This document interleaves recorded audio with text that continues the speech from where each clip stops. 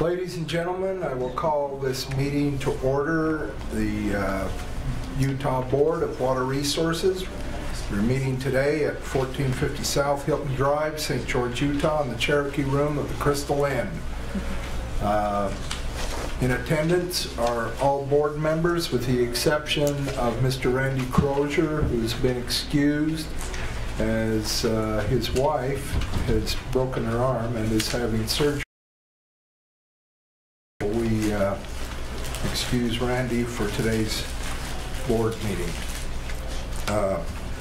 One quick comment. I'd like to thank Washington County Water Conservancy for entertaining the Board of Water Resources Monday night. And it was interesting, the comments were made by Director Millis and General Manager Ron Thompson of the Washington County Water Conservancy District. With that, we have... That's a project. Oh, that's a project. Okay. All right. We have guests here today, Mr. David Hardvigson of Smith Hardvigson, attorney, Mr. John Atkinson of Sunrise Engineering, Mr. Brett Reynolds of Civco Engineering Incorporated, Mr. Ken Adams is with us today, Mr. Kent Jones, State Engineer, is with us today, and we welcome all the rest of you who are with us today. With that, our first agenda item are the approval of the minutes of the February 8th, 2018 General Board meeting, and I'd be prepared to hear a motion to approve the minutes of the February 8th, 2018 meeting. Motion by Steve and second by Norm. Any discussion on the minutes? If not, all in favor of approving the February 8th minutes, say aye. Aye. Any opposed? Motion carries. Next agenda item is the water supply report, and I believe I saw Troy Roston in the room. Oh yeah, well, it's pretty obvious back there. And so Troy, we will turn the time to you. Most of us heard your glowing report yesterday, and I hope it's improved a lot since yesterday. Somewhat. It's getting there. So is your face friendlier today? Yes, it is, actually. It's direct relation to the snowpack. So I've been grumpy for about 5 out of 6 years. Okay, so most of you have update all the to today.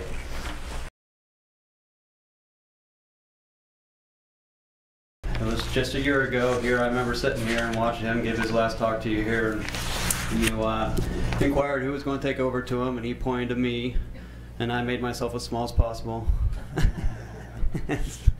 And so here we are. And so he wanted to retire so he could spend more time with his children. About the last 2 months before he retired, he went out and bought that new truck and a new Commander there, and of course he's got his fleet of snowmobiles that he maintains and wrecks. So Randy stops by now and again. We did this in one take.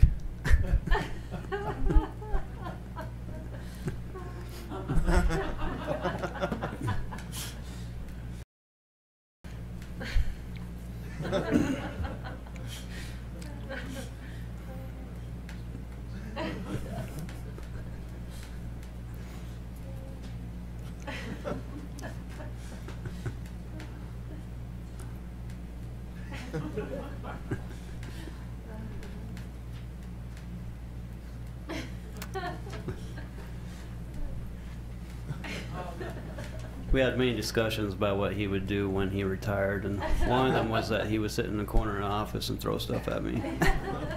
We were going to go spitballs, but.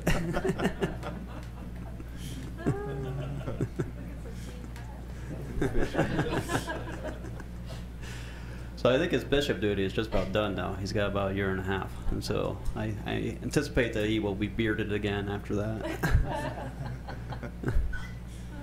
Okay, so water year 2018. As you all know, East Coast got a pretty good snowstorms. They got most of the snow that we didn't.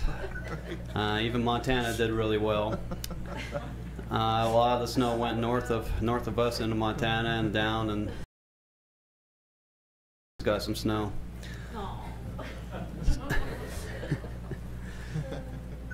So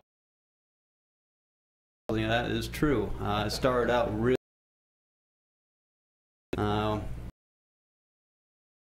December 1st, we usually have some snow up in the high elevation sites. But as you can see from this graph, this is December 1st, we had virtually nothing down south. A lot, mainly in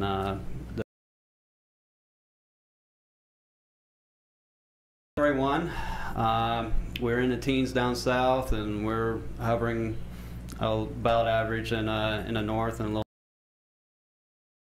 The point where Randy wrote his.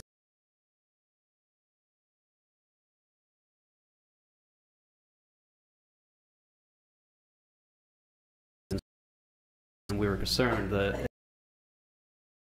the colors don't look any different, especially down south. So where we were was at 6%. It's now 29, and a lot of the basins are approaching at least half the snowpack is what they usually have. And the north is about half at that time. And then March 1, again, we're improving a little bit more. So the south is more at half. Again, only two basins that really were doing reasonably well and still are is the Bear River and the Uintas, eastern Uintas, and that's primarily because of the snow pattern. The weather pattern has been clipping the top of Utah. And so both the Bear and northeast Uintas have been benefiting from that pattern to some. Now this is as of today. As you can see, all the red went away, and we're now in the 60% range. And so we are seeing some improvement. And the projection out for the next 48 hours, we got a nice storm coming through, and I anticipate that will bump up our percent average as well. And potentially there's another storm tracking after that. So the end of March here could actually really put a lot of the basins potentially to high 60s, maybe even 70%, which still is an average, but it's a lot better than half the snowpack. So when we look at the basins individually, we'll start at the Bear and work our way south. You've all seen these projection graphs, and I want to point this out as well, that these projection graphs are on our website, and you can click on those to the right there. You can click on the years, and the year of that snowpack will overlay on top of the graph, and then you can turn on and off to 50%, to 30%, 9%, and so you don't have all those wiggly lines. You can turn on and off, and it'll be more. It's a little clearer, and so that's helpful. We use these graphs a lot. I know a lot of you probably look at them as well. So currently, as you can see, the Bear is at 78%, and that percent of normal peak is 73%. So we have achieved 73% of what the percent normal peak is at. And then the days until peak, we have 13 days until the 30-year normal peak. And the percentile rank for these graphs are based on strictly on just SNOWTEL records, and so it only goes back to 1978. So we're looking at about 40 years, and so that percentile rank is a normal average over 100. So when we dig in a little closer, we look at this graph here is interesting, and the southern ones are more interesting, where this shows you what the normal SWE accumulation is by month. So for the Bear, January in the winter period, and then so we can see October was, you don't have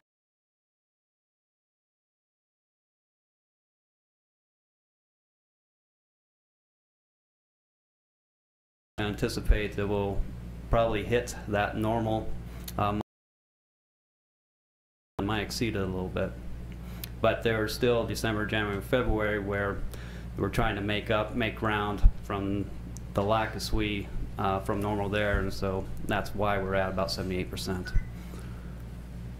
So I was curious, and I had a lot of questions, especially in January, just how bad are we, how bad we've been doing. And so I looked at a period of record for these graphs.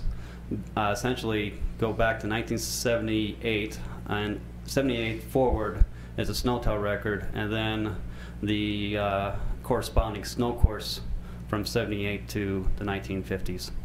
And why this is the March 1, and so this is March 1 data. And so when you look at the SWE graphs, the projection graphs, that's based on today's date, and that is just the snow-tail record. So there's a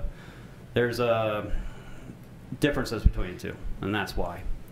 So when we look at March 1, we can see that 2018 was not by any means great compared to some of the previous years. And then we look at the years that are worse. And these years are worse than 2018 on March 1st. So that ranks it at 7th or 8th worst year on record in the Bear. You can see there's like 2, 3, 4 there that are pretty close to 2018, which are only off by a couple of tenths of an inch of SWE. So you can see 1977 was by far the worst in the Bear. So that's still holding a record there. Now we work our way down to Beaver, Ogden River. You can see that solid line there, the dark black line is our 2018 current water year.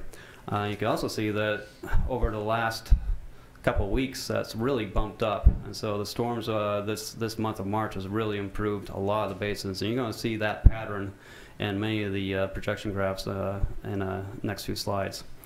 So currently on March 1 it was really in the low records, but since then it's improved, and now we're sitting at 68%, and it's ranked about 10th worst year on record. And so when we look at the March 1 numbers, we can see that there were only 4 or 3 other years that were worse. And these years, 1961, 77, and 1981, are really the 3 years that seem to crop up the most as the worst years on record. And you'll see that kind of repeated throughout most all the basins. Northeast, that's doing pretty well, 89% of normal right now. And so it's really bumped up. It's really benefited a lot from the past few storms. And its ranking is at 23rd. So we'll look at the 2018, compare it to period of record here. And we've got about, it ranks at about 9th worst snow year on record. And this one only goes back to 1961. So when I selected the sites for each of the basins, I tried to pick at least 4 snowtails or 4 snow courses that went back in time. And so these, just so you know, this map or this bar charts here, they all have a minimum of 4 basins or a minimum of 4 snowtail sites or snow courses, up to 7 snow courses, except for Beaver and what was the other one? Lower Severe. You know, there were only 2 sites that were really went back a long ways for record on those 2 sites. So Duchesne River, as you can see, in March it was terrible. It was tracking the worst snow course or snowtail record going back to 78, and it was 0 percentile on March 1. And again, that benefited tremendously from the last few storms. Now Duchesne, it caught a little bit of snow in October and November, December, January, February, but every month it was below normal SWE catch, and so we're playing catch up, and March I anticipate that we'll be pretty close to normal SWE catch, and might actually gain a little bit there. Now Duchesne River, worst record was 1961 and 77. So It's the third worst snow on March 1. It was the third worst year on record.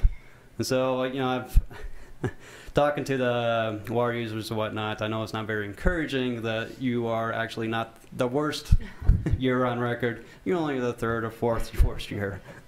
That does little to make you feel better, but yeah, you take what you can get. Provo, Jordan. Boy, I've had a nice big bump over the last few weeks, and I think that's going to keep going up too. That's at 70% right now. We'll look at the period of record. This goes back to 1955, and again, 1961 and 77. Record on snowpack on record. We hope to not see that again. Tooele Valley. It's at 60%. It benefited a little bit, not quite as much as some of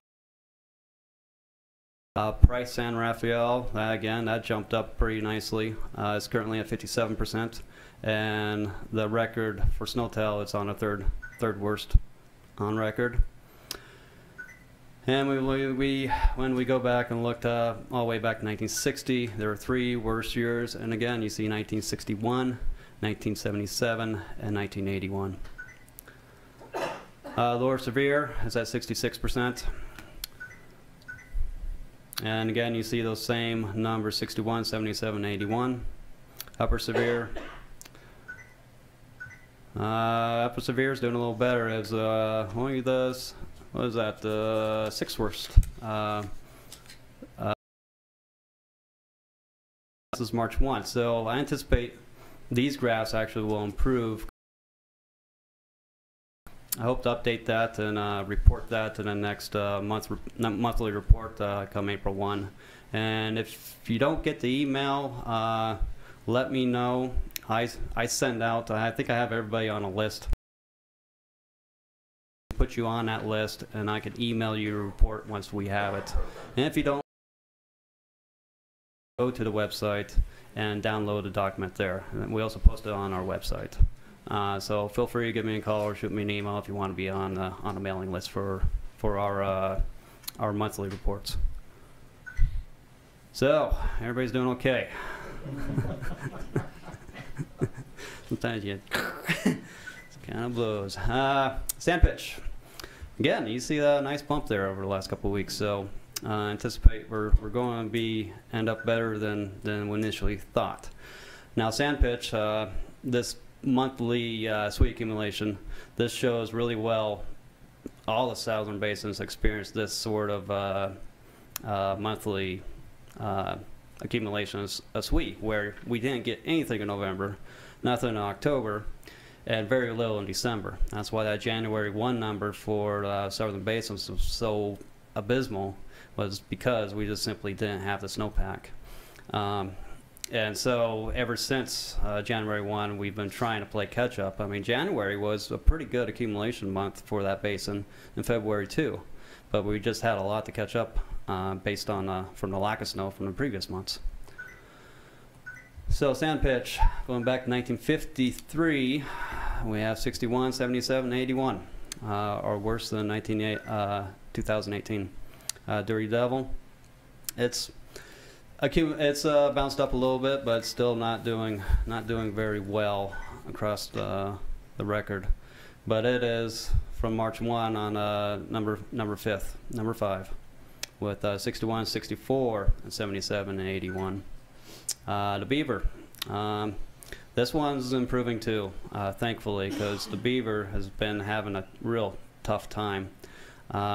In December, January 1, it had, as you know, it had 6% normal, and so it had like ½ an inch of SWE, and usually January 1, normally you'd have 6 inches of SWE, and so it was the worst basin on record for this snow year.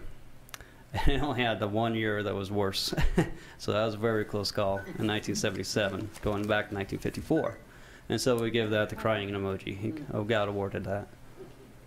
Yeah, I did an emoji, I know. I got a smartphone.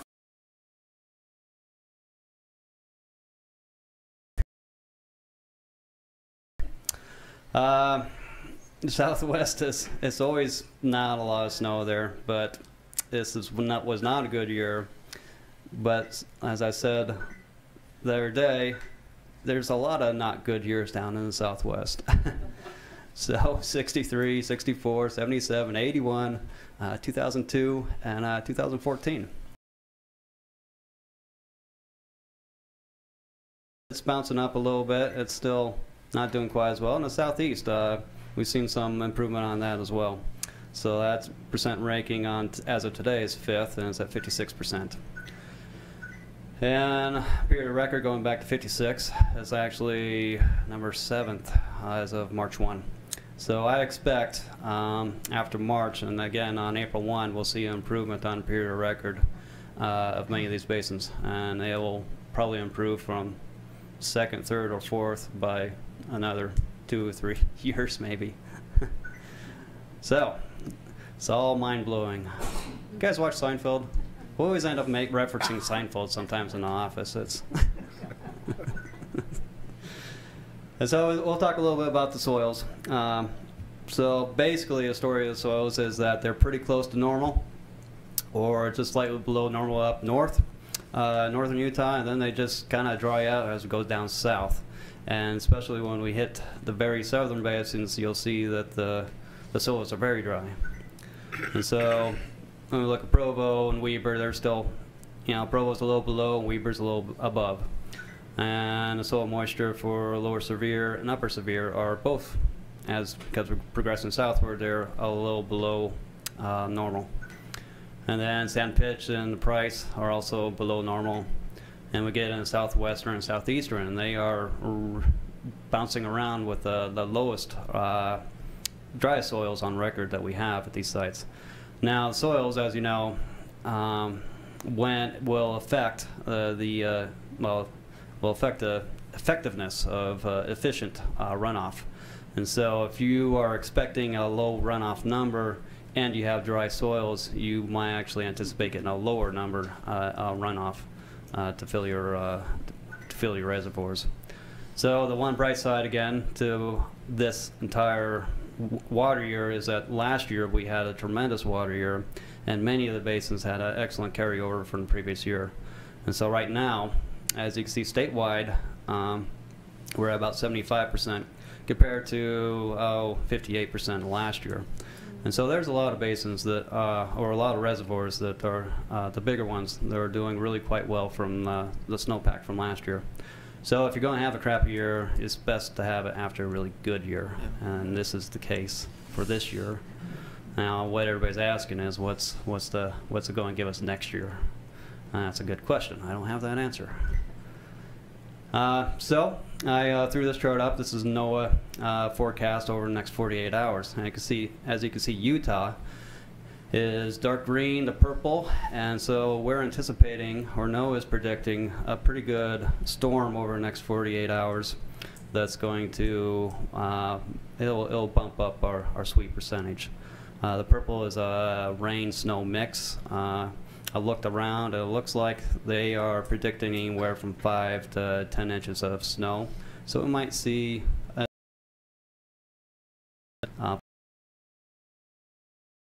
and it looks like there's no. Keep our fingers crossed, and that will improve our numbers quite a bit. Well, not quite a bit. It'll improve them a little bit, to be honest.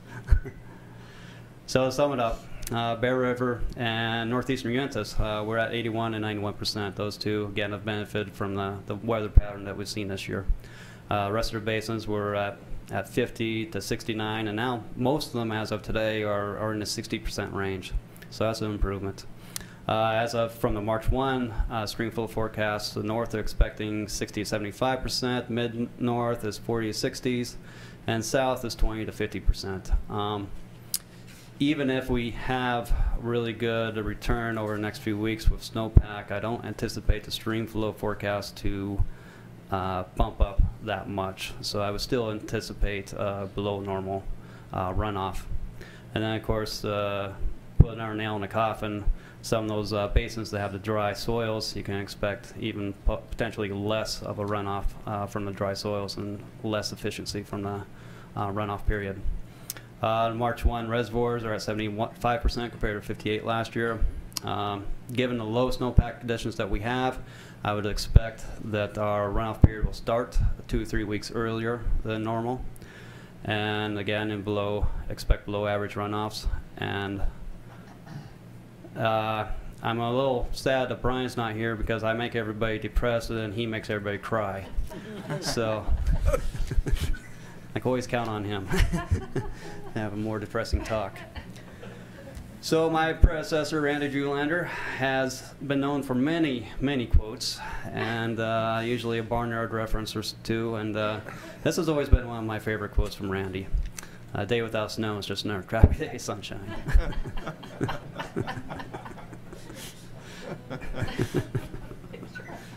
That's it, folks. That's all I got. Anybody have any questions? Yeah, any questions for Troy? Yes, Corey. Just a general question. Can you tell us a little, do you know anything about the conditions back in '77 and what statewide ugliness that we're referring to here? Well, I remember Randy would talk about that year, and he called it the year of no snow. And he remembered driving through Yellowstone Basin in March. So it was just, it wasn't, here this year we were looking bad in Utah, but Montana was pretty good. So in '77, the whole West was just dry, as I understand it. Because I was around, but I was only 7. So it's just that high pressure system just amping out for a longer time period? Yeah, I think so. Although, that's a good question. I'll follow up on that and get a little more feel for it, because I don't know, I bet people in this room probably remember '77 to some degree. They might be able to answer better. Mr. Chairman, Todd Adams, they call it the wettest drought on record because it's got no snow and then we've got a lot of rain, or at least a little bit more rain. So. Interesting. Yeah. Yeah, my personal experience was on the 26th of December in 1976, on the '77 water year, I climbed to the top of the Wellsville Mountains and was kicking dust on the top of the Wellsville Mountains that winter.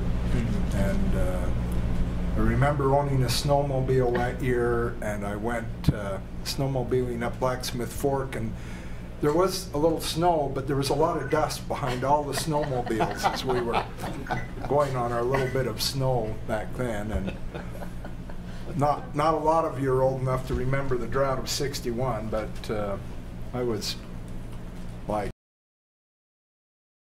back then, and it was an equally so. Yeah. Anyway. I want to point something out here. They've been posting this little tidbit here on a website, and that says, we anticipate this map will not be available next year due to staffing constraints, and gives you alternate maps. So I got a fine line to walk here because I don't want to get myself fired by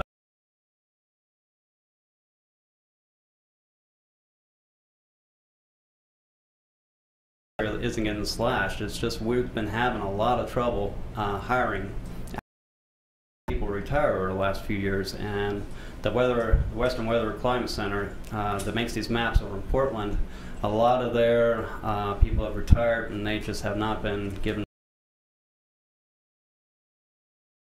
CLs. Our offices are feeling that. I've got when we're a little tight there.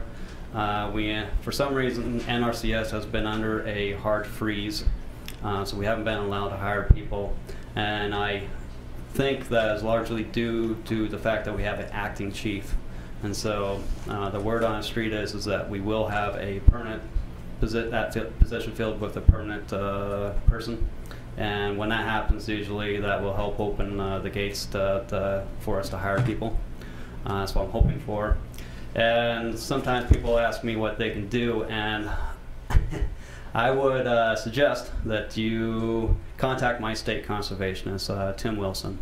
And he was here at the conference this week, and I liked him a lot. He's very supportive, and he actually has been he can't hire people. his authority to do that has been stripped from him. And even our regional conservationist, that he can't hire people. And so what I would suggest that you do is that you call or email Tim and ask him and tell him how important this data is and these maps are, and stress to him that the importance of it, and ask him if there's a letter you can write, or if there's anything you can provide to him that then he can take on over to DC and show and say, hey, there's a lot of people back west that really wants this data, and we need to get these positions filled. So I think I could tell you all that and not get fired. So, and Tim's great. Please, when you do talk to him, don't be talking to him in a mean way, because that might come back to mean.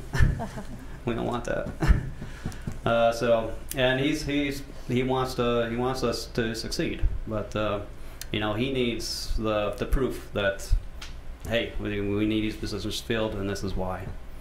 So we're still working on this fix here, and hopefully these maps will still be available. If they're not, we will work up an alternative to what these maps have provided you, and we'll keep you posted on that.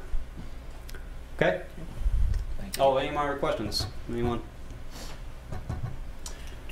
Troy, just real quick, I think in February you told us that the bear in the northeast Uintas had a 20% chance of hitting normal, and the rest of the state was about 10%. Even with the increased snow, I'm guessing we're way below those numbers. No, even. no, it's too late in the game. Okay. We won't hit normal in any of the basins, Okay. but at least we won't be at 50%. So, okay. Okay, thank you, Troy, and we appreciate your letting us know the severity of the position you guys are in and how critically important it is to us in the water business to have you functioning for our benefit. So, thank you for that. And one quick comment, even though this is a rotating position as chairman, I was very grateful that Steve Farrell wasn't throwing paper airplanes at me today. We're not done yet. So I feel your pain. Tanner. Mr. Chair, I'm wondering, and it says speak into the mic. I'm not sure which mic I need to be speaking into. All right, we're very good. I'm wondering if it might be appropriate for us as a board to do an official board letter in support of these maps continuing. So I know you've suggested that perhaps, you know, as individuals we should reach out. Would it be helpful if as a board we submitted a letter, or appropriate? Yeah, I think it would be. I think that would be excellent, actually. Okay, Yeah. okay.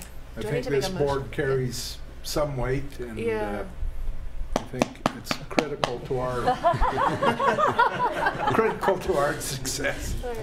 So yes, I've eaten well while I've been here. There are many. So Randy was in a snow survey. You know, he's had a snow survey for over 20 years, and there was, in that time period, there was a year where their budget was likely to get really slashed, and many people approached him, asked him what to do, and he gave out like the phone number of the chief of NRCS and said, call the chief. And he got a phone call from the chief. He said, I give up. I'll give you your money. Don't do this again.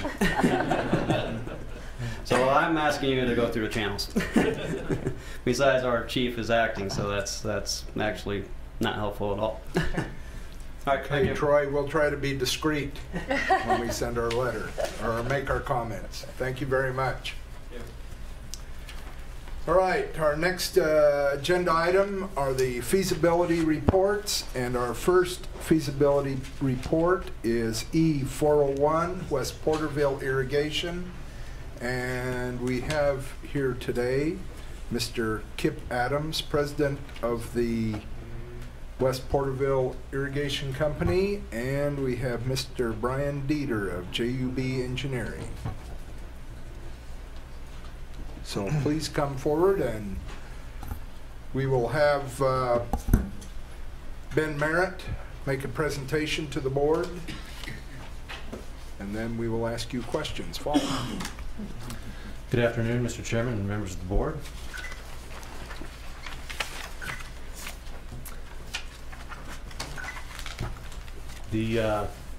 West Porterville Irrigation Company is located approximately 6 miles south of Morgan in Weaver County.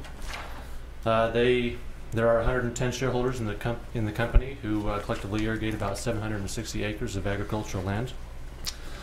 The irrigation company diverts water from Hardscrabble Creek, which is delivered through over 6 miles of pressurized irrigation pipe.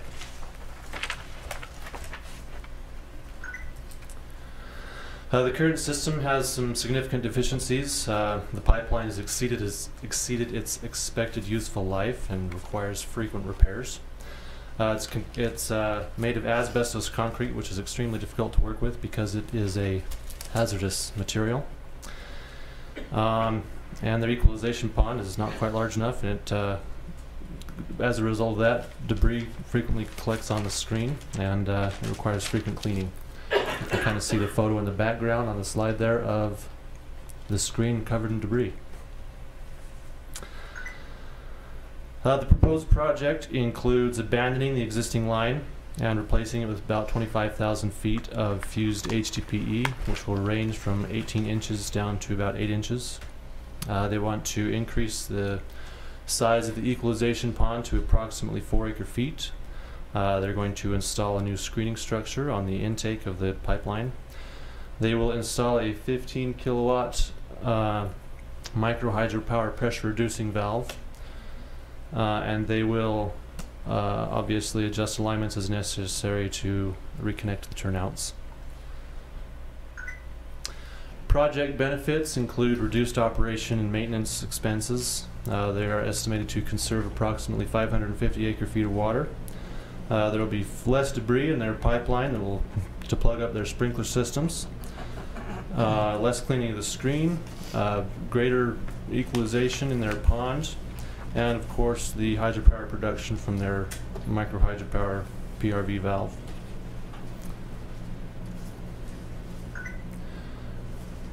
Funds are expected to come out of the revolving construction fund, and they have been awarded a $1 million Water Smart grant. So staff recommends that the board authorize 45% of the project, up to $971,000, and this project be purchased at 0% interest over 30 years with annual payments of approximately $32,000 per year. And this is staff's report. Thank you, Ben, for that report. Mr. Adams, Mr. Dieter, do you have additional information to give to the board? We're excited as a president of the company.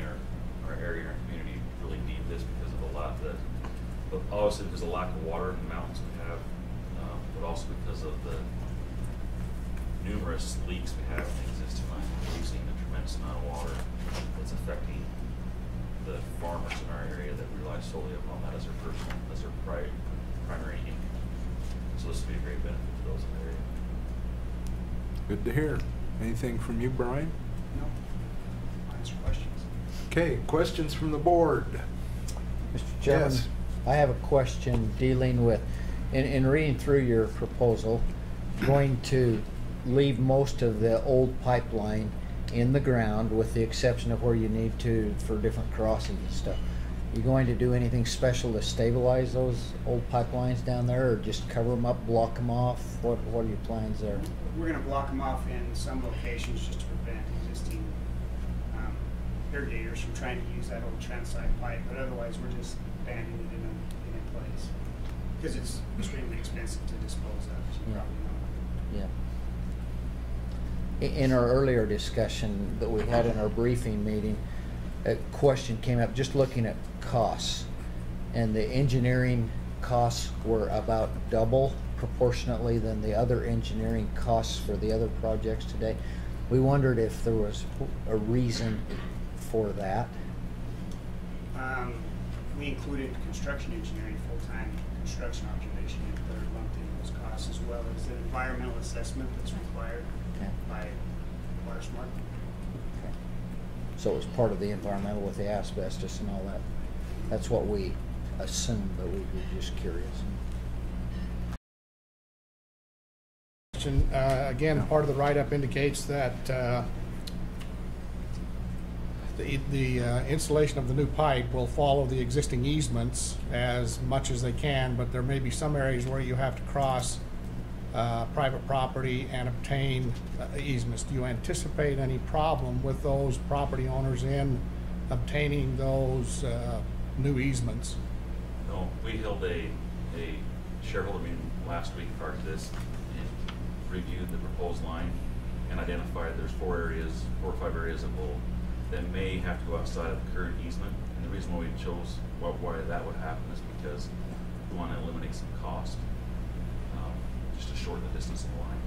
Those owners of those properties have been informed and contacted, and as of now, we don't have any objections or anything to the line and proposed route. Then one follow-up question also, and I don't know whether you've been given this or not. I'm assuming they have then the requirements that they have to meet prior to coming back with committal of funds. Yes. As you've reviewed those 4 or 5 items on there, do you anticipate any problems in meeting any of those requirements? And I realize that without, you may not have them and have had an opportunity to fully review them, but you know, as far as getting an approved adoption of a resolution for the board from your shareholders, do you already have that to proceed with the project? Legal, you know, have your attorney give the Board of Water Resources written legal opinions of those areas? Do you anticipate any problems with any of those? No, and what will happen now, I met with some of the board members last night. After this meeting, in the next week, we're going to hold another board meeting and also another shareholder meeting to discuss these items and finalize them. As of now, we don't anticipate any problems. Okay. That it, Kyle? Got another question. Your micro hydropower, Yeah. what's that all about? What are you proposing there? We included that because that gives you some more points when you're making the Water Smart Grant application where they already had a PRV in the system.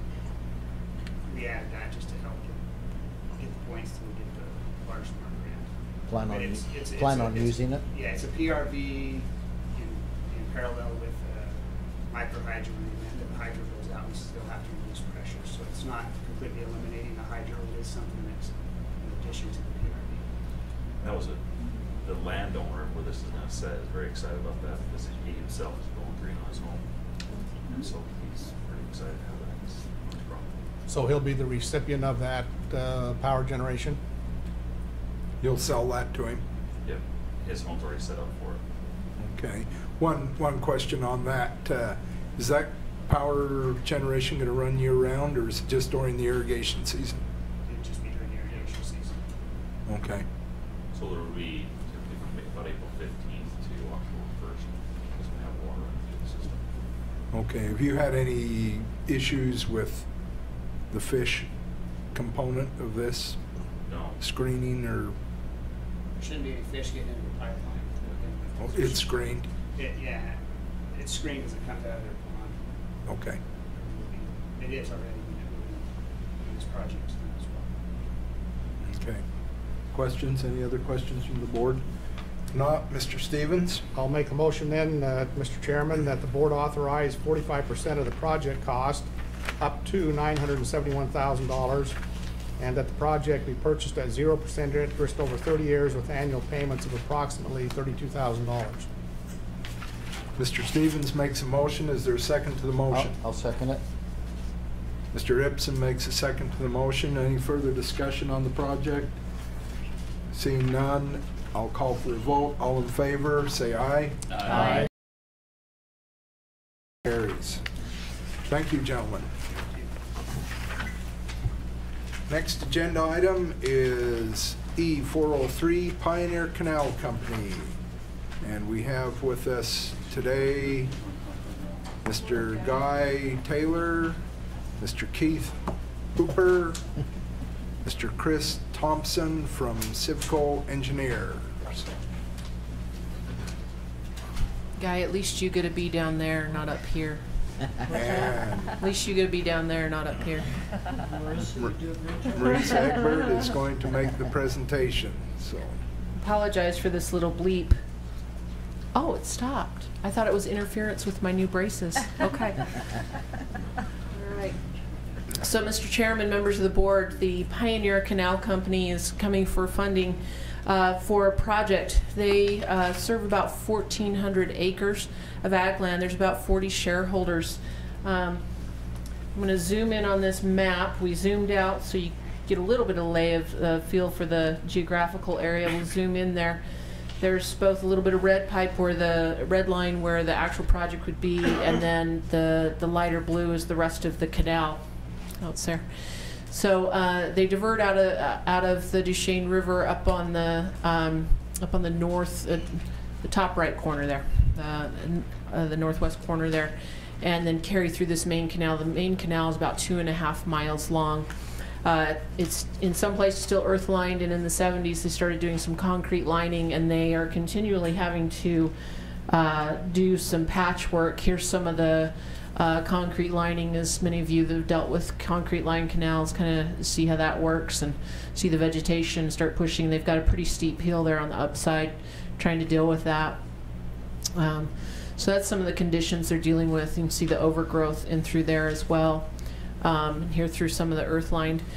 So they would like to, they're hoping to eventually pipe the entire main canal, but they're looking to get some salinity funding to be able to afford that. They do not have that at this time. I'm going to go back to the map. This first 3,000 feet in red is one of the most difficult areas for both washing out and for seepage issues. They've had some flooding issues. Beavers will dig out where some of the earth line is, and they also, it's a pretty flat slope, so they get a lot of sedimentation. In that first few thousand feet, they're estimating just for that one section. And then down at the bottom of the map, you'll see it goes back in, the canal leads back into the Duchesne River. They've got such a flat slope, they've got to have a lot of what we call carrier water to get that water down to the end of the canal. Now they pay the Bureau of Reclamation for storage, but it's dependent on how much water they use. Well, the only measuring spot they've got is at the top of the canal. So whatever they return at the bottom of the canal, they do not have a measuring device right now. The company's estimating they pay upward or additional money of that's water that's actually returned to the river. Part of the putting in a measuring device there as well. So they will pipe that first 3,000 feet. Fast forward. So they're looking to get reduced storage payments to BOR, reduce maintenance costs for canal cleaning, repairs, flooding issues. There will be a little bit of savings of water, but not really enough for any sort of feet just for this part, and certainly no pressurized system going in yet. So they are also getting a grant from the Utah Department of Ag and Food of $100,000. It's a 25% cost share. So for this portion of the project, they're looking to do a project at least $400,000 and keep it around that to be able to come up with their 75% cost share to get that grant. So they're asking the board for 60% of the total share of funding for $240,000. And staff recommends the board authorize 60% of this project cost up to $240,000, that it be purchased at 0% interest over 20 years with annual payments of approximately $12,000. That's staff's report. Thank you, Marisa.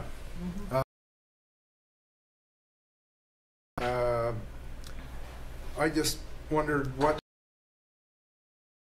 Utah Department have something to do with salinity control, or? It's a water resource grant. It's the first time they're doing the program. So this is one of the first projects funded by it. What they're doing is they're trying to put some money out there to help them obtain other funding. And so this is the first year they awarded 3 grants. And they'll be making more money available next year. Okay, and it's a full grant, not a loan. Well, it's a 3/4 match, but it is a 100% grant. Okay. All right, very good. You have to bring 3/4. It's only a 1/4% of the project. Sure, but it's still valuable, Yeah, extremely. And then I had a question about it described in the project that we read that the canal is very flat, and I was wondering if you have any issues with moss problems, or are there such pristine water that you don't get nutrient loading to create a moss problem? There's a lot of moss growing on that flat areas. In fact, that would make the canal actually run over. It'll fill it up and push it out on over the banks. So we continually have to clean that out. And then if you, Marissa, if you go back to that map. Don't get dizzy. Right there, okay. If you see there's 3 washes that come into the canal right there. Yes. Starting from the west, working down. When it rains, it really rains, and the water comes down and literally clogs the canal off. And it'll fill it clear full of rocks and sand and whatnot. So eventually what we want to do is pipe the whole thing, but right now this upper end is in dirt. From where that red line ends, well, that whole section is dirt. The green is cement, what's left of the cement. Sure. Which they did, I don't know, 4 years ago or something. But anyway, that upper end is continually washing out up there because it's just dirt on the banks, and the landowners that are there are getting destroyed. You know, they can't even put their crops in down there because it's continually seeping out in there and making a mess. But that's why that is the urgent part right now, is that upper end. Okay. We're still losing return. But getting back to my question is,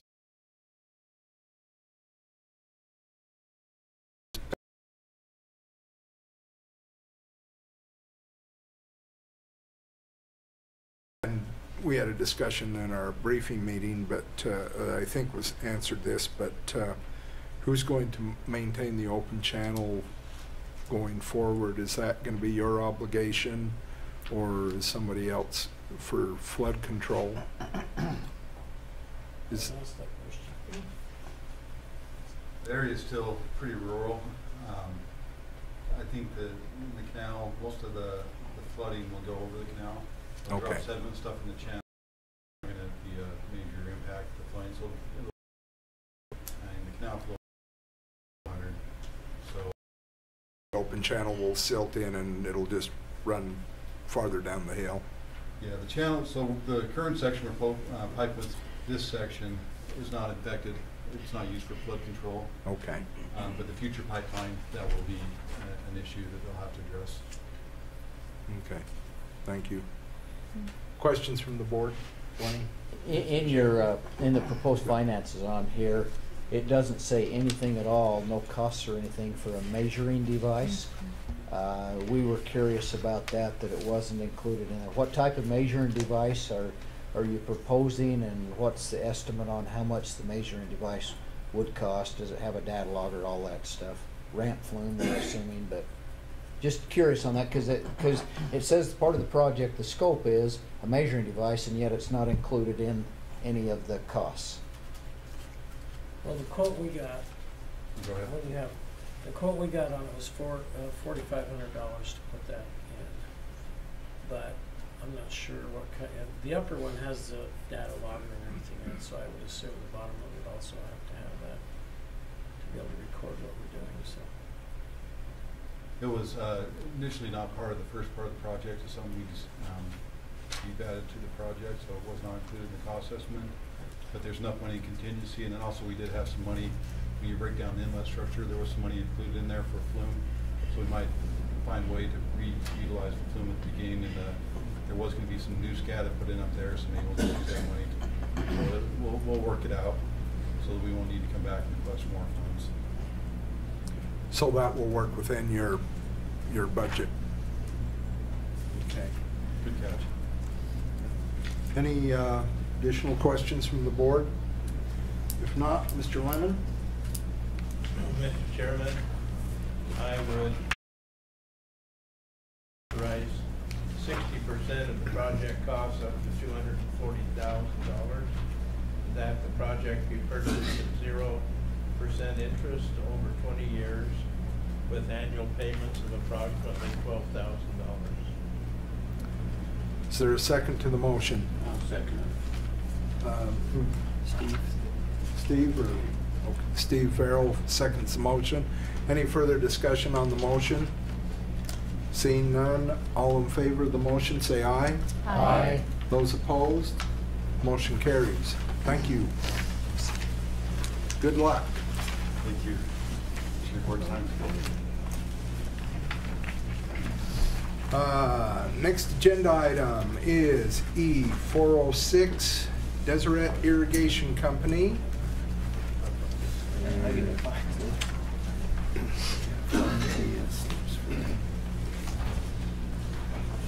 Got to thumb through the paperwork here for a couple of seconds. Oh, goodness. Oh, God. Good afternoon again, Mr. Chairman, members of the board. The Deseret Irrigation Company is located about 3 miles southwest of Delta in Millard County. They have about 268 shareholders. They irrigate approximately 22,000 acres of agricultural ground. Water is diverted from the Sevier River system through the Gunnison Bend Reservoir, shown on the north end of that map there. Their canal system that's highlighted there in red has a few serious deficiencies. There are some pretty seriously eroded canal banks, which are a hazard to safety. They increase the canal company losses 3,920 acre feet per year. Here you can see my Van Gogh of the canal. Just how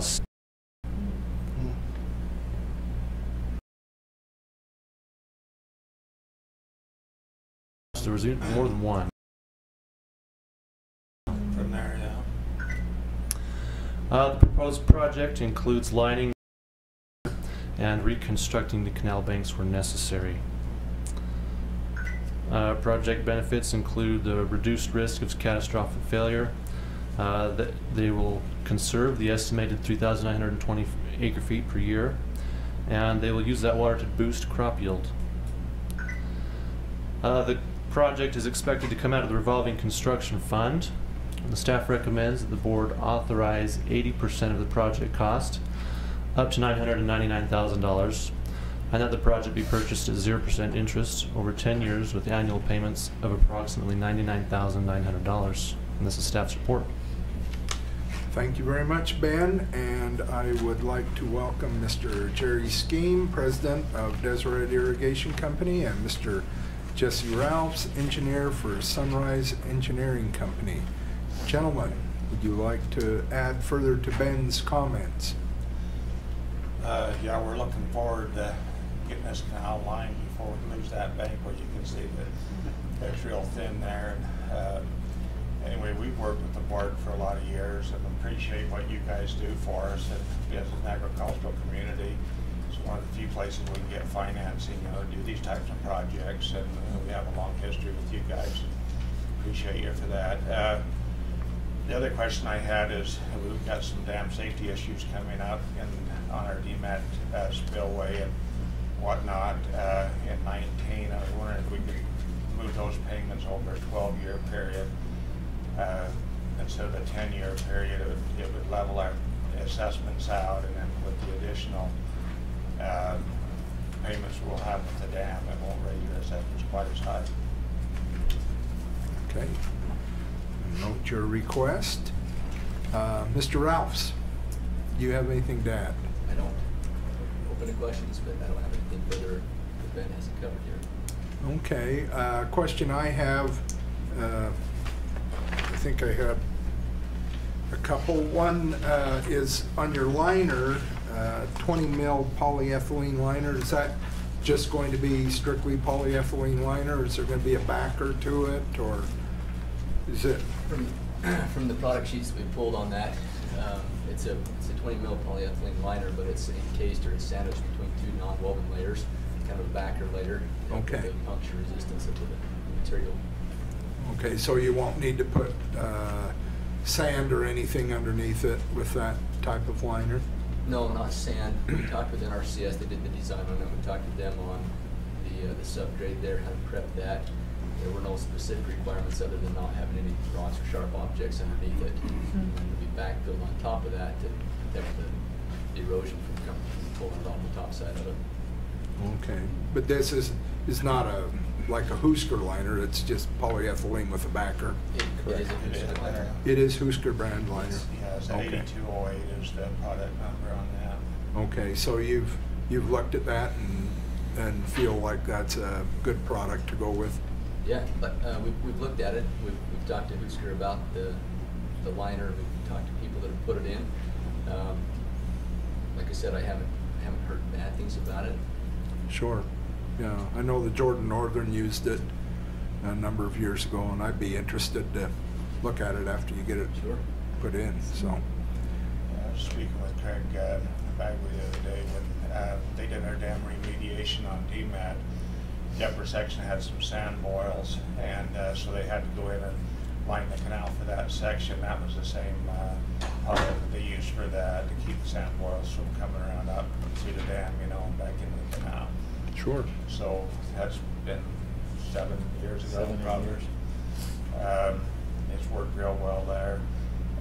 On the specs on the fiber, I think it was 94 or 95, with the board's help, we did the bottom end of this same canal on the east side of the river down to the end of where the dirt ditch was there.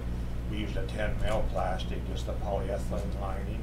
It's held up really well, and this is a lot better product than what that is. But a 5/16 rod, it takes 150 pounds pressure to push a 5/16 rod through this, and the other was not near that, you know. But by the time you get a cow's hoof or whatever, you know, the area spread out. It's strong enough that it'll withstand all that. So. And there shouldn't be any cows in that ditch right there. No, I've never known them. I've never seen one. The lane doesn't go too far from there. Sure, sure. Questions from the board? No questions? Mr. Yes. Chairman, Mr. Ibsen? I'm actually a stockholder in Deseret Irrigation Company, and so I will need to recuse myself from any vote on this. Okay, we understand. Mr. Ibsen will recuse himself from voting, and I believe we've got... Question from staff relating to the request for extended.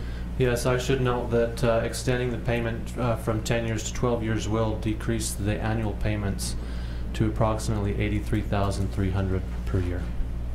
And is that appropriate? Over 12 years. Yeah, yeah. With our loans we've had before with the Porterville Water Resources, it's been in that same area. And you know, when we did the last DMAT remediation, we had some on top of that, but that works real well with our budget. So I think we got you guys paid off 2 years ago, and we used the money. We kept assessments the same to pay out 20%, and we're ready to jump back in and improve some park canals. So anyway, we got lots of them out there. This particular canal, I'm assuming probably about 120 years old, something like that. Okay, very good. Mr. Johnson? I'll make a motion then that the board authorize up to 80% of the project cost, up to $99,000, and that the project be purchased at 0% interest for 12 years with an annual payment of approximately $83,200. 83,300. I'll second that motion. Motion's been made. Mr. Stevens seconds the motion. Is there any further discussion on the motion? If not, all in favor of the motion say aye. Aye. Any opposed? None opposed, and Mr. Ibsen recuses himself. The motion carries. Thank you, gentlemen, and good luck, and we'll be interested to see how it works out. Yeah, we'll get in touch with summer down in Dallas.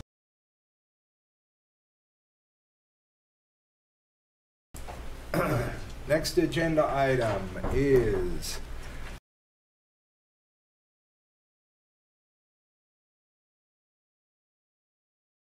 President Fowler and Mr. Merrill Johnson from J&J Engineering. Oh, and we're overwhelmed with engineers and applicants. Jones DeMille Engineering and Mr. Garrick Wilden from Jones DeMille Irrigation. And with that, we will turn to Jacqueline Pacheco, and she will give us a brief review of the project. Jacqueline? Muddy Creek Irrigation Company has been a vital contributor to the agricultural community in Emery County, diverting irrigation water to an arid environment. It has been in operation since 1886 and was incorporated in 1964. Approximately 5% of the water is diverted to the town of Emery for culinary and secondary use. The applicant serves approximately 107 shareholders, irrigating 7,800 acres of land, western distribution area, and the Moore Group Independent Canal, which is the east distribution area.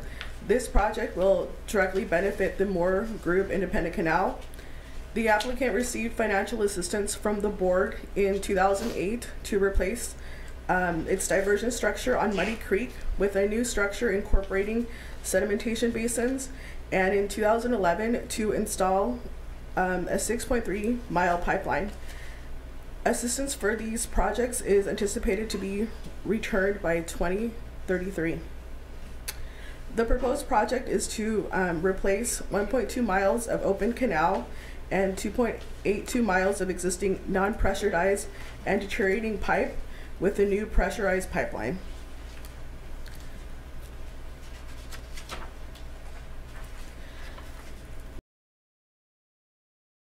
Two major breaks in 2017 required the portions that were replaced.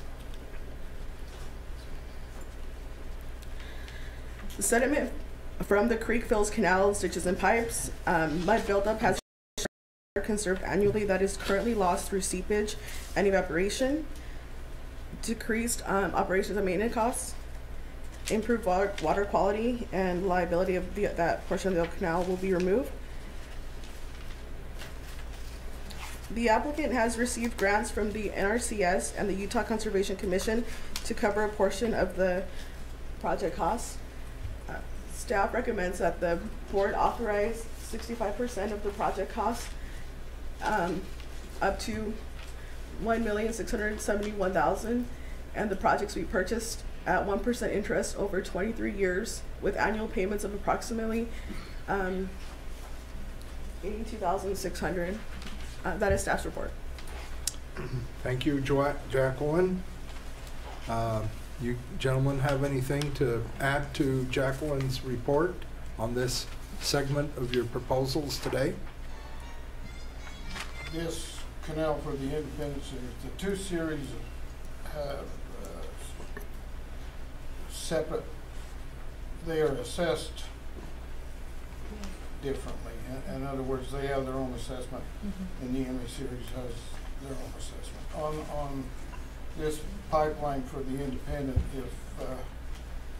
if something isn't done within the next 4 or 5 years, that pipeline will fail, and we'll be without water for that acreage. Okay. Now that this first proposal is for the Moore? Is independent. Okay, all right.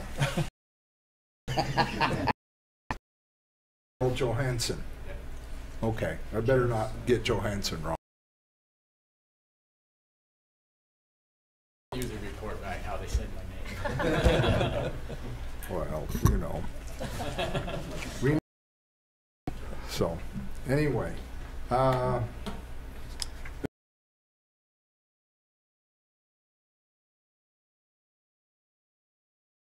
little bit. So there are you have one irrigation, you have two different branches of it, the Emery Canal that goes, and then you have the one that goes over to Moore with the Independent Canal. Two different basically for the company. How work? It's just intriguing. This whole thing's intriguing. Project for the other two different engineering firms, two different projects, two different assessments. Fits together. Yeah, started out they were two separate irrigation companies, yeah. and they made River rights and the other one had small reservoirs up there. And so it was beneficial.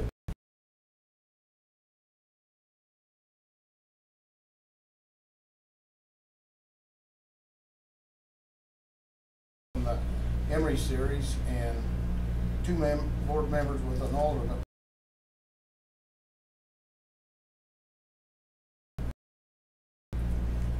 Operation and maintenance, and we do the same thing, so the assessment isn't necessary.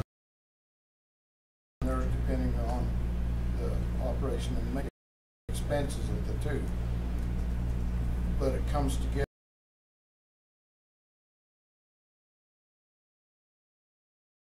The irrigation is a 20-80 split. That was the decree, 20%, and then there's a few shares of purchase out there, so there's a few shares,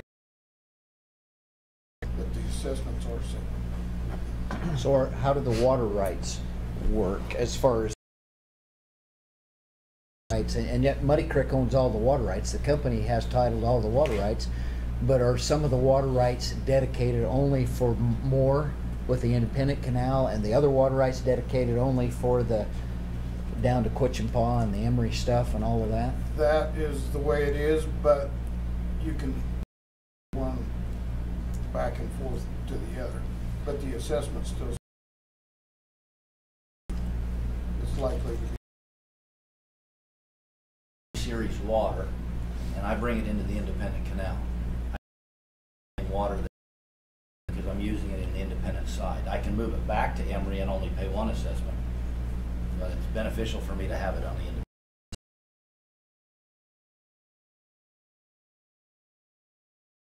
independent canal, the pipeline we're talking right now.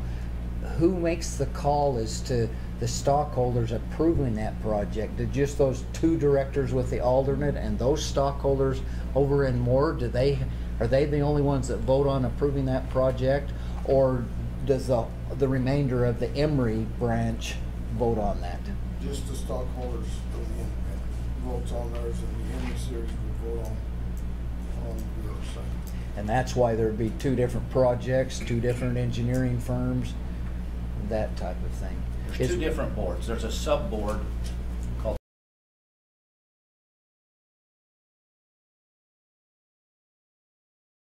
there's the Emery that's over all of them. And the bylaws and articles have all this sorted out, we're assuming. Is Wayne Staley, incidentally, just for curiosity, still around?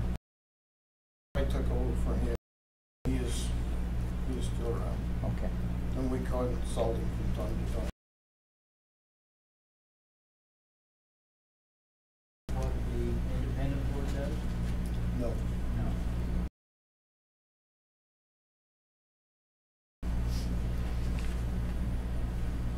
Additional questions from the board? I'm still kind of confused. Well, I don't know. It sounds like it'd be a great system. You know me well enough, you just trust me. Well, that's a scary. That's why I was asking So questions. one section fails to make the payments. Do we foreclose on the whole thing? The whole water right? You got them all. Yeah. We have a loan. Yeah. Now, so. Well, that was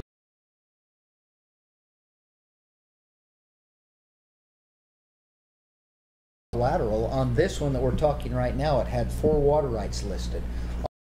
8 or 9 or whatever water rights, and it included a 4th one on that. And where are the rest of the water rights as far as water rights? Because the two as pledging collateral for the water rights should be both of these. There's 1,112.8 shares in the so they're identified, and they are designated. They're either designated as the Emery series, Whatever on what water rights are actually being pledged. The proposal here right now. Yes, please. Addressing what you're calling collateral in the water is you're paying for a project. You don't have collateral. You project and the associated water. Any project that we do with Muddy Creek, it's not with a portion of the company, it is with you. Yeah. And the company is responsible. So if we just say, we're going to keep it until not only they pay for that one, but really for every project, you're going to own the unless they come to us and say, okay, now we're in a spot, we've paid y'all, but that would require another action from the board. So it's not collateral. You will own the project. Shalane, how I don't know I think 3 or 4, I think. Is it? Two, okay. Thank you, Ms. DiBernardi, for clarifying that question. So, with that, any additional questions from the board? If not, Mr. Johnson? I'll make a motion then that the board authorize up to 65% of this project for cost up to $1,671,000 at the and the project to be purchased at 1% over 23 years with payments of approximately $82,600. I'll second it. There's a motion by Norm Johnson, a second by Steve Farrell, and just for clarification, this is project number E405. Any questions on the motion? If not, all in favor of the motion, say aye. Aye. Any opposed? Motion carries. Now we will proceed with investigation. So, similar suspects on my list here. So, anyway, Jacqueline Pacheco, please present. Okay, so this is a project that will benefit the Emery series. The proposed project is to extend the existing 6.3-mile pipeline from Muddy Creek an additional 4.1 miles and install regulating ponds, pipes, salt loading. All of the 5,300 acres of the Emery series are currently flood irrigated. The on-farm sprinkler irrigation costs would be associated with another phase of the project. So these are just a couple pictures of the existing canal. So limited storage facilities and runoff patterns and water loss through seepage and result in inadequate water supply to shareholders. And here are just a couple more pictures of the canal.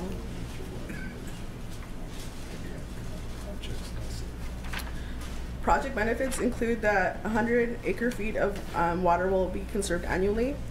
Approximately 1,917 tons of salt will be reduced. And there'll be improved water quality.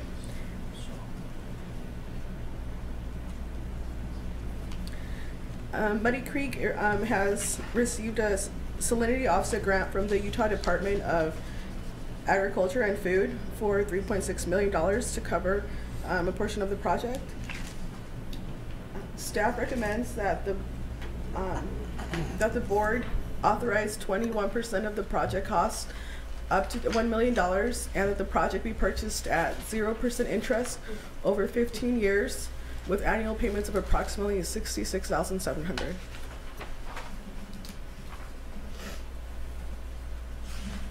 Is that your report, Jacqueline? Yes, sorry, that's staff's report. Thank you very much. Appreciate that.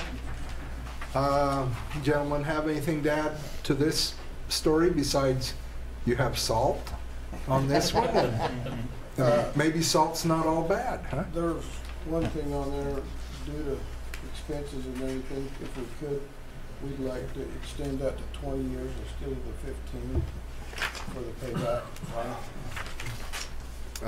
We weren't aware of that request prior to this, so we haven't had time to consider it or calculate that. Joel's back there pushing it. calculator. 0% are easy to calculate. One added effect on this thing is this canal runs above the city of Emery. And about 50,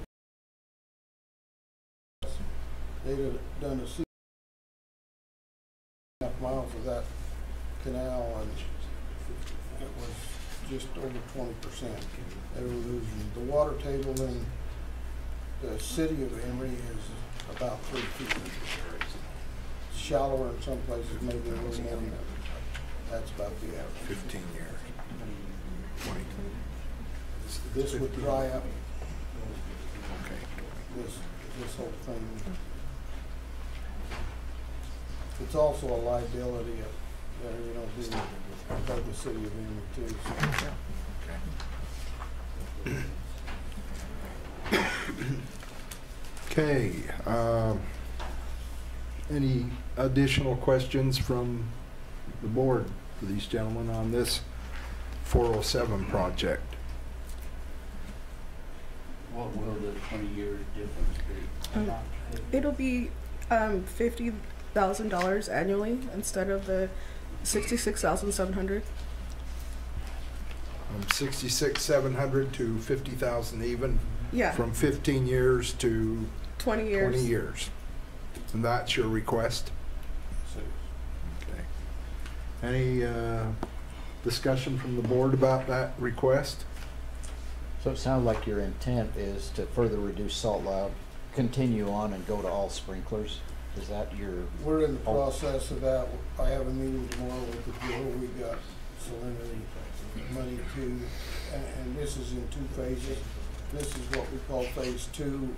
It'll be this project, and we're going forward with phase 3. So eventually, everything in the valley should be under sprinkler within. And you do have that $3.6 million grant in hand, is that correct? We do. That's from the mine offset money. Yeah. And so this phase 2 is the main canal pipeline that, or channel that would be piped, and then phase 3 would be those branches that come off of that main pipeline. And they would also be looking at submitting another request to assist with that portion. And this will be pressurized, so you could do your sprinklers. It's pressurized. The way it's designed, we shouldn't have to pump hardly any. There might be a few that there's existing pipeline of about 4 miles up there now, and we're just connecting it onto that and bringing it on in. Okay, any other questions? Not, Mr. Johnson? I'll make a motion then, Mr. Chairman, that the board authorize 21% of the project cost up to $1 million, and that the project be purchased at 0% interest over 20 years with an annual payment of approximately. Thank you, Mr. Johnson. Is there a second to the motion? I'll second it. Mr. Ipson? Seeing none, all in favor of the motion? Motion carries. Congratulations. Or condolences.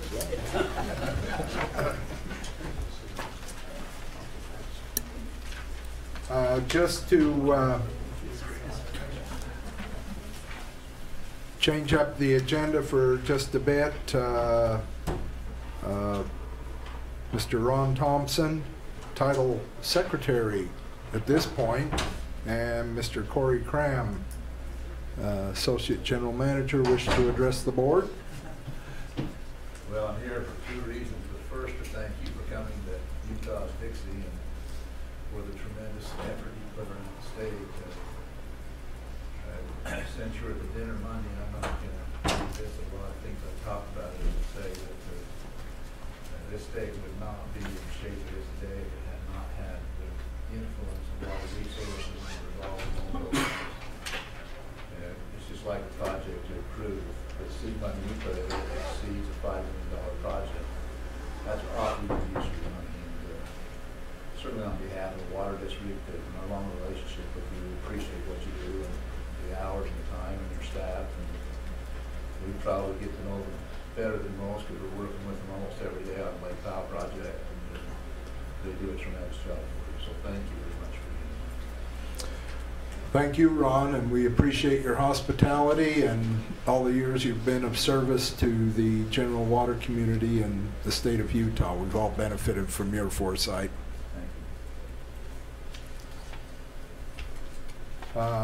Moving to special items, we have item number E129, which is the St. George and Washington Canal Company water rights release.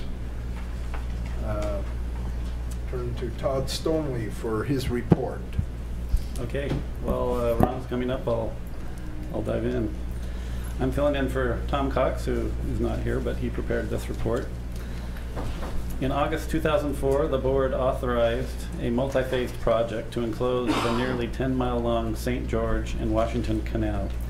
Nearly $8.5 million of the board's funds were used to complete the work. As part of the funding agreement, the company agreed to turn over title to the 6 water rights listed in your report. The applicant has told us that with the conversion of much of the land in its service area from agricultural to municipal uses, it has the desire to make sure these water rights are protected against potential partial forfeiture. The applicant has arranged with Washington County Water Conservancy District, which along with St. George City owns or controls approximately 44% of the company shares, to take title to these water rights to protect them from any possible future forfeiture. The company requests the board amend the purchase agreement to allow the board to convey the water rights to Washington County Water Conservancy District once the project has been purchased. Staff recommends the board allow the purchase agreement to be amended to convey the water rights 81-3548, -3544, -3542, -1127, -3547, and -174 to Washington County Water Conservancy District once the project has been purchased, if the applicant, after appropriate compliance with its bylaws, agrees to amend the purchase agreement. This is staff's report. Thank you, Todd. Appreciate that. Mr. Thompson, what do you have to add to that? Well, I would, first I appreciate the report. I want to make some suggestions, maybe slightly different than the board. First, we've been approached, obviously we're the biggest shareholder in that company right now. We're approached by them because of the concern with the growth and the system rights are being used, which is for the most part moving very rapidly towards municipal use. That, and I was integrally involved with getting collateralized with the state. So I called up, I think I called up Barry, who can talk to him about it first. And the reason we were looking at it is because they were going to deed the water rights to the district. They would continue to pay the loan, then we're going to give them a water service contract back. And what they didn't use, we didn't use within the district system. Okay. When we got into it, realized there was an obligation to deed the water rights, and for one reason or another that slipped through the crack. We obviously did not want to get in and out.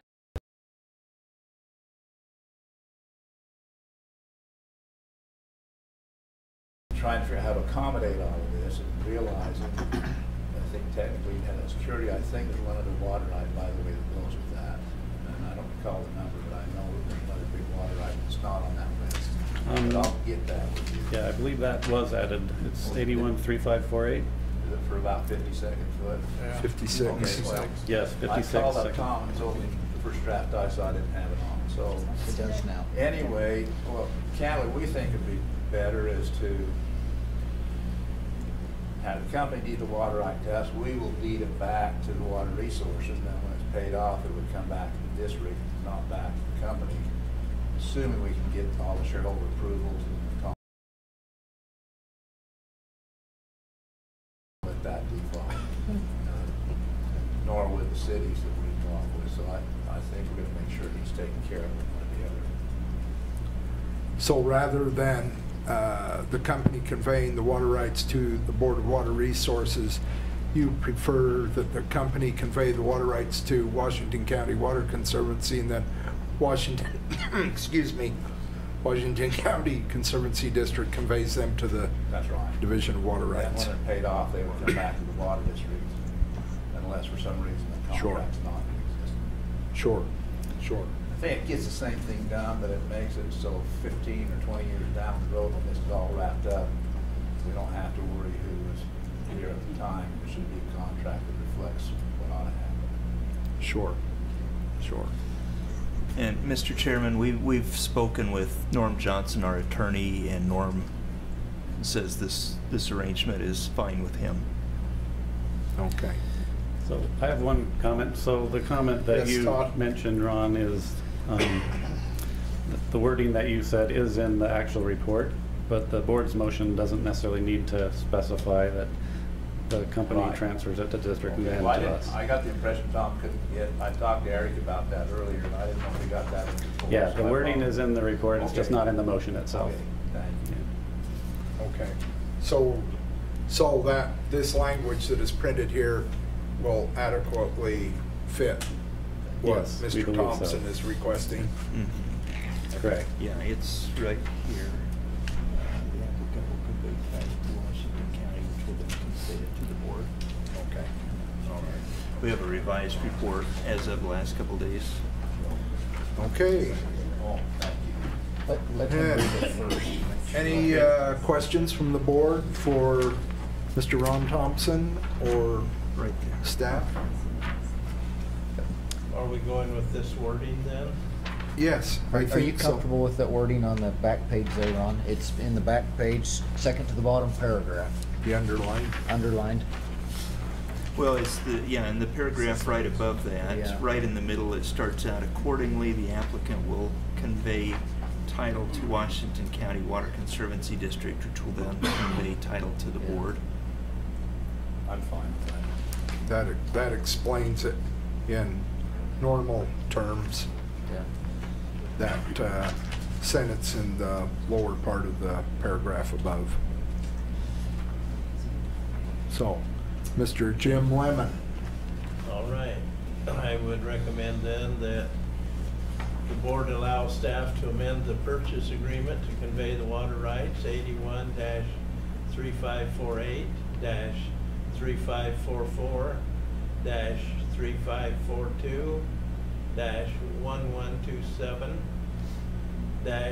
81-3548-3544-1127-3547 and 174 to Washington County Water Conservancy District once the project has been purchased. The applicant, after appropriate compliance with his bylaws, agrees to amend the purchase agreement. Is there a second to the motion? I'll second it. Mr. Steve Farrell seconds the motion. Is there any further discussion on the motion? Seeing none, all in favor of the motion, say aye. Aye. Carries. You're welcome. Appreciate it. Brought good weather, and I hope this sandstorm I don't know. Might get blown all the way back up to the other end of the state. As long as it's a rainstorm following you, we're okay. Sounds good. Thank you, Ron. Next agenda item is L578, Grantsville City Withdrawal, and I will turn to Julie on that item. All right, well, you got the information here, and if we have any questions for Jacqueline, we can ask them, but I would move to approve that project L578, which is the Grantsville City project that we looked at several months ago, that project be withdrawn from further consideration by the board. Juliet Tennant has made a motion. Is there a second to the motion? Second. Mr. Kyle Stevens seconds the motion. Any question or discussion on the motion? Seeing none, all in favor of the motion, say aye. Aye. Any opposed to the motion? Motion carries. Thank you, JT. All right. Our next agenda item is the Lake Powell pipeline report, and we will turn to Mr. Joel Williams for his presentation. Thank you, Mr. Chairman. Happy to give the board an update on the Lake Powell pipeline project. A little bit frustrated because we were moving right along. Things were happening quickly. FERC made that, issued the ready for environmental analysis, and then kind of the brakes were put on when they said, oh, and we don't know if we have jurisdiction or not. And as a team, we decided we got to get that resolved, and so we asked them to stop the process while they make that decision, and we thought that would likely happen in February at the 15th FERC meeting. The FERC Commission meeting, and when we met just before then in early February, that was my update to the board at that time, was we're waiting to see if we're on the agenda, and we ended up not being on that agenda for the 15th of February, and we said, well, then it'll be March 15th, I guess, and that agenda came and went without our project being discussed. And so we're feeling like things are on hold a little bit as far as the EIS being able to proceed and the timeline that we'd hoped being able to proceed. And the inside information we're getting from those with contact with the FERC Commission is that they are still trying to make their decision on this, and we are left waiting. So that's the position we're in. There are other things moving forward. Coordination with other project stakeholders, continuing to meet with National Park Service and Reclamation, Fish and Wildlife, BLM, dealing with other, sideline issues that making sure they have the information they need as we prepare for this EIS to come out. We hope soon after this issue is resolved with the jurisdiction. Another item that I thought I'd mention is the Executive Water Finance Board being in town for meetings tomorrow and Friday. They have been holding their meetings typically up at the Capitol, and as they showed a particular interest in the Lake Powell Pipeline project, an invitation was made, I believe, by Ron Thompson in the Water Conservancy District to come down to St. George and have an in-depth discussion on the project. And so that's been scheduled for Friday from 9 to 3.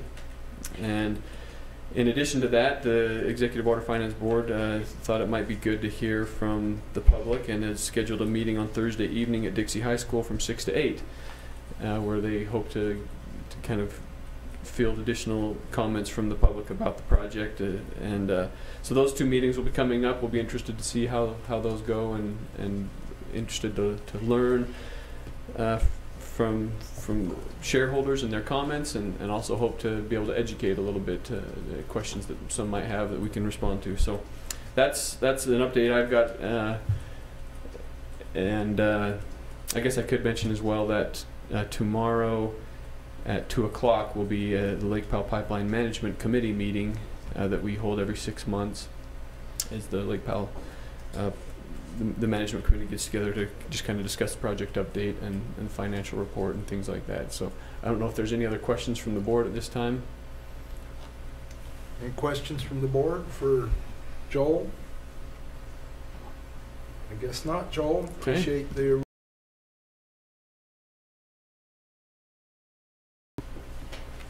Okay. Our next agenda item is a water conservation report from Mr. Rick Webster. And I think I should nominate Rick for the best dressed in the room. I didn't get the memo.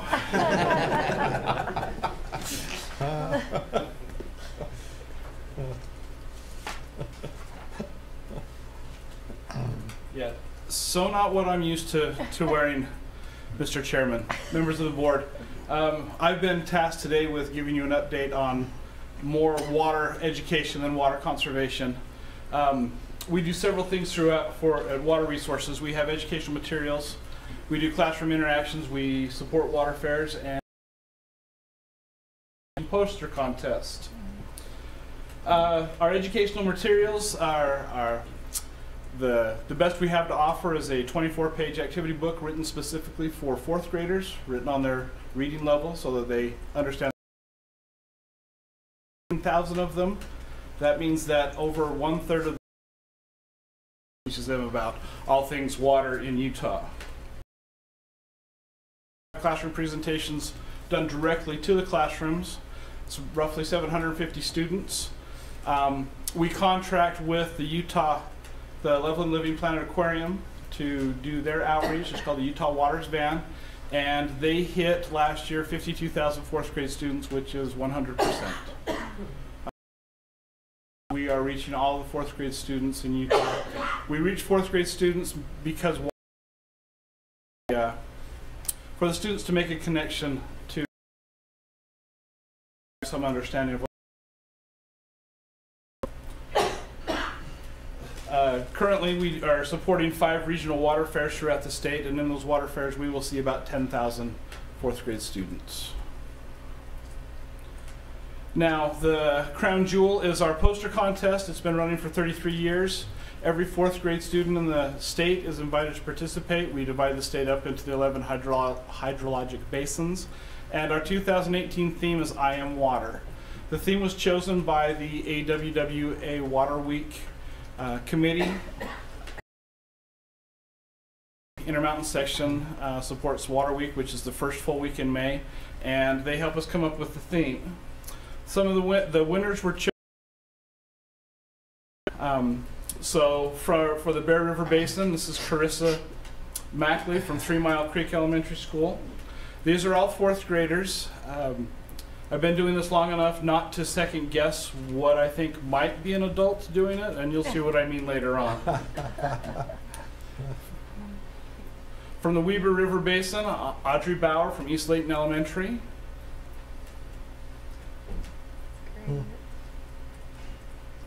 From the Jordan River Basin,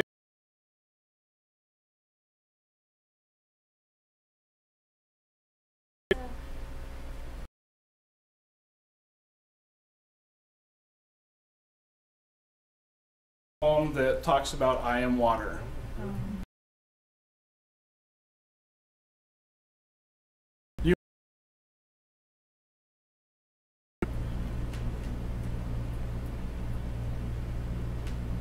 In the West Desert in Stansbury Park Elementary is Izzy Johnson.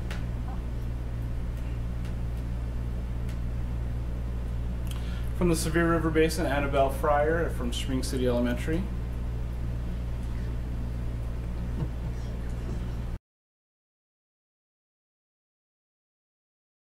Johnson from Honey. And from Blanding Elementary in the Southeast Colorado River Basin, Kenzie Flannery.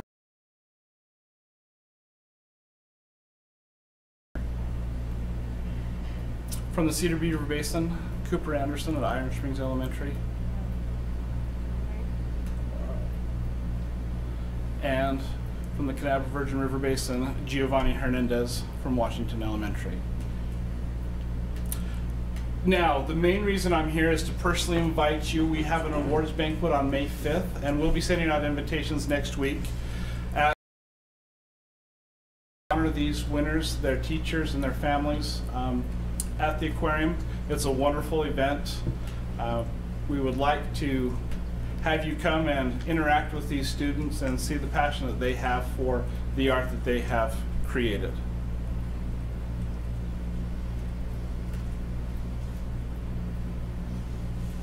Are there any questions?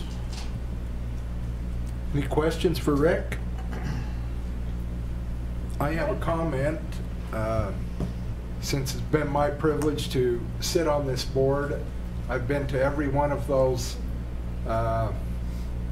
programs at the Living Planet Aquarium, and I don't keep going back to see the fish, but these kids are really fantastic, and it's just really enjoyable, especially when I was a fourth grader. I had, well, I still have no art talent at all, but so anyway,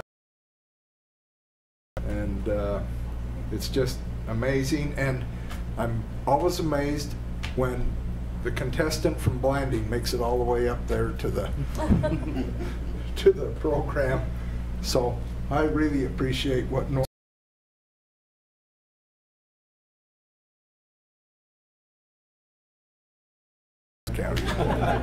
We're waiting.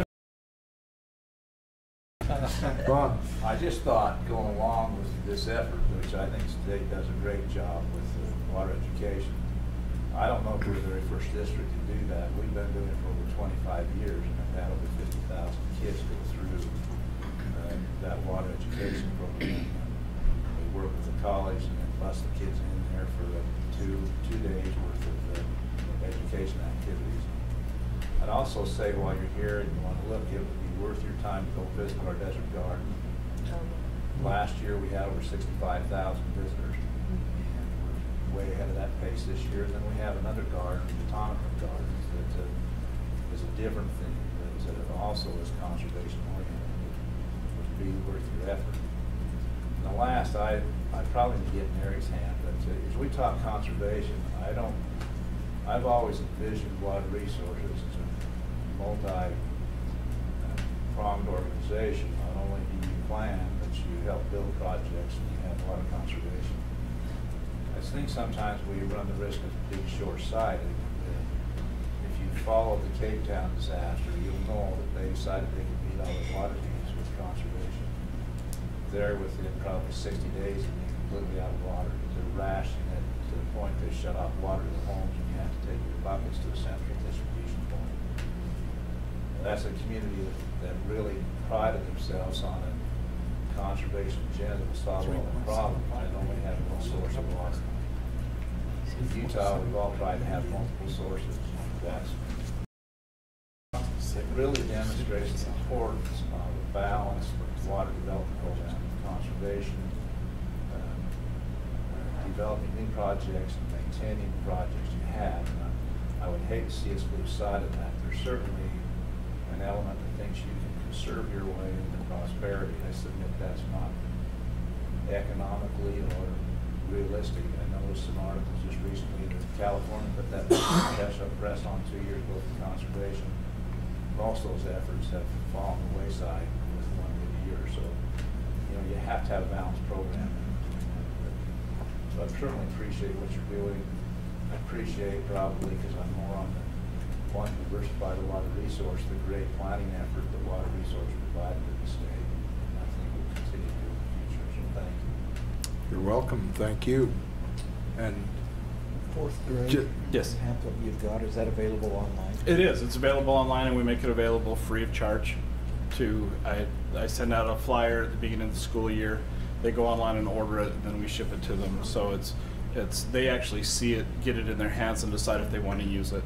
We could look at it. You absolutely, yes, yes. There's a PDF on the very front page. So. Yeah, my only regret is, Rick, is now I've seen the posters. Now I'm being less enticed to go to the banquet. I know. I know. That's why I'm here. You're supposed to tease me, not. Hey, I dressed up. I normally don't do this. You didn't want that 7-course meal. You should get to visit with the kids when you go. Oh yeah, that's the fun part. So cute. It's amazing, those young minds. So anyway, thank you for your time. For Rick. Okay, thank you, Rick. Okay, director's report. Okay, Mr. Mellis. Just real quick, and I want to acknowledge and echo things that have been said about Rick and this banquet. And Rick does a wonderful job. He talks about the kids having a lot of good energy. Rick has got a lot of enthusiasm and energy for this program and does a great job. And his wife Jen helps him an awful lot with that banquet too, and makes that a. So last week, Todd Adams and Norm Johnson council meetings. There was also the Interstate Council on Water Policy there, and so it was a 3-day, 2.5 day anyway. Great discussion on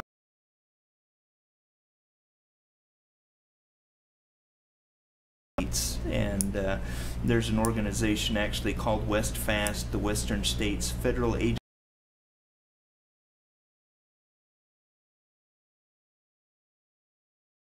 Interesting and good to be in the room with folk pretty passionately also about the things that they're trying to do to be helpful. The comments that came from Brenda Berman, our Bureau of Reclamation Commissioner, stood out to me, where she talked about infrastructure and the need to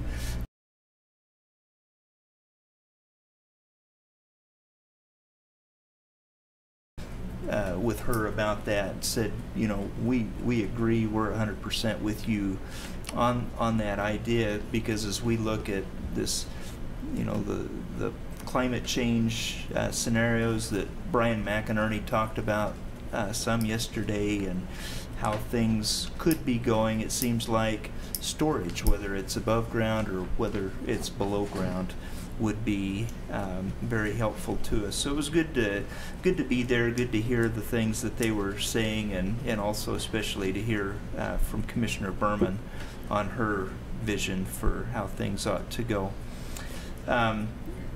Just one more item, and I think it's been mentioned before, but I'll just reiterate it again, that we've been working with a group of people from the governor's office as well as the legislature to get, and others in the water community, to get together the request for proposal for the regional water conservation goals, and think that that is a very important next step in this improving and being able to help affect water conservation and better understand our water numbers and our potential, and make that all work together. And so that request for proposals should be going out soon, and we'd be able to, within the next 6 months, I believe, be able to see some good progress on getting those goals together and go from there.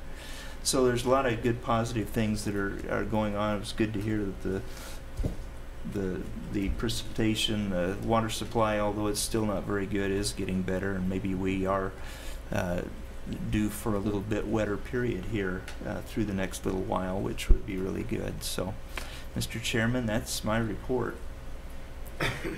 Thank you, Eric. Appreciate that very much. So any other business that needs to come before this institution?